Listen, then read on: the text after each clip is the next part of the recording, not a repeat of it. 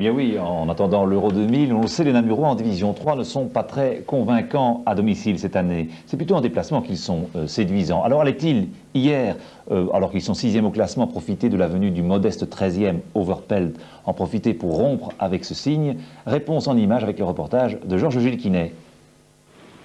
C'est dans des conditions dantesques que les deux équipes débutent le match. La pluie, le vent et un terrain glissant sur lequel le grand Manu Moreno ne trouvera jamais ses marques. Dès la 3e minute de jeu, le libéro namurois glisse et offre une balle de but au numéro 9, Marc Fritters.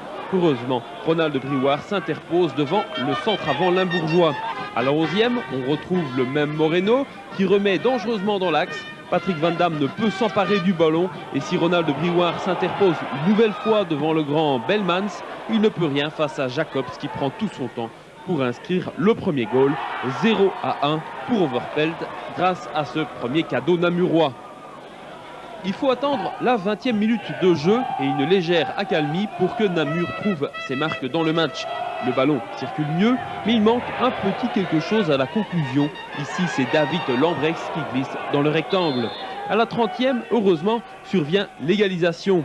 David de Gavre sert Émile Amar sur un plateau et le Tchèque ne se pose pas de questions pour inscrire 1-1, tout à fait mérité pour les Namurois à ce moment du match. Et sur leur lancée, les Merles seront d'ailleurs bien près d'inscrire un deuxième but, mais la reprise d'Amar est freinée par la boue, tandis que 2 minutes plus tard, une reprise surpuissante de Patrice Van Guest est déviée en coup de coin. Overpelt n'emmène pas large, mais reste néanmoins toujours aussi dangereux en contre-attaque avec une défense namuroise toujours aussi fébrile. Mauvais dégagement de Moreno qui profite à Belmans, lequel centre pour Fritters qui ne peut conclure.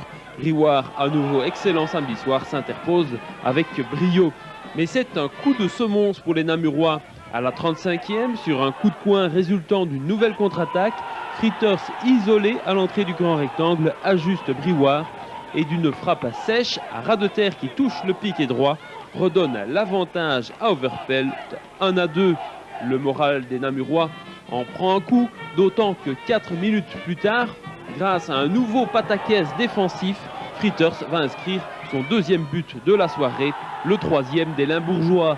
Manu Moreno évalue mal la trajectoire du ballon et se laisse lober par le rebond. Le centre avant d'Overpelt n'en demande pas tant et fait tranquillement 1-3 grâce à ce deuxième cadeau des Namurois et c'est le score à la mi-temps. Sans Moreno resté au vestiaire et un homme à homme derrière, les Namurois vont dominer de la tête et des épaules. Une seconde période qui redémarre d'ailleurs sur les chapeaux de roue.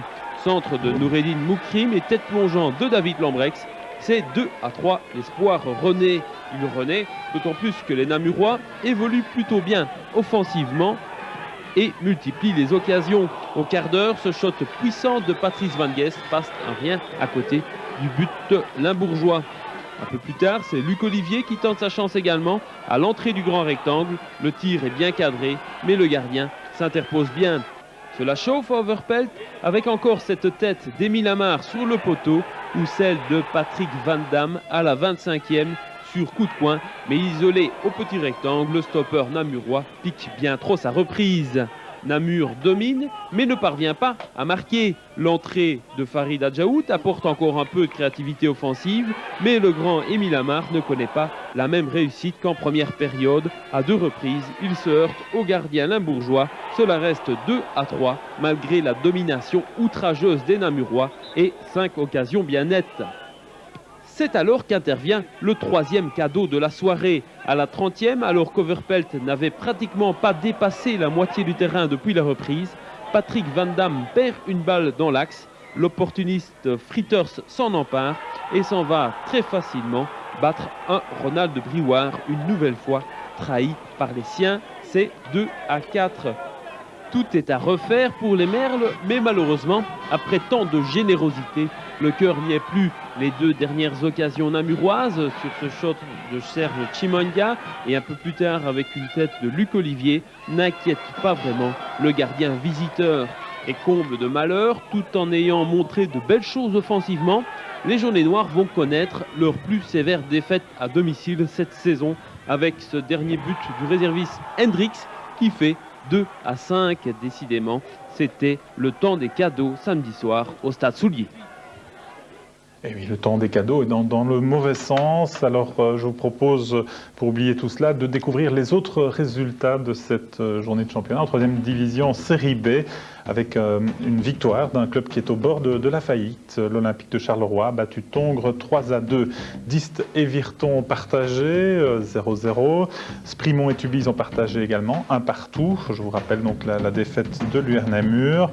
Wallin ramène un point de son déplacement à Eusden. Les Framborins ont battu Kermt 3-2. On n'a pas pu jouer à Dilsen. Et enfin, surprise, la victoire de Verviers face à Mons 3-0. Eh bien, au classement, Mons est toujours en tête, mais Eusden n'est plus qu'à un petit point. Les Framborins s'emparent de la 3e place. Quant aux Namurois, eh bien, ils dégringolent à la 3e place en compagnie de Wallin, Sprimont et l'Olympique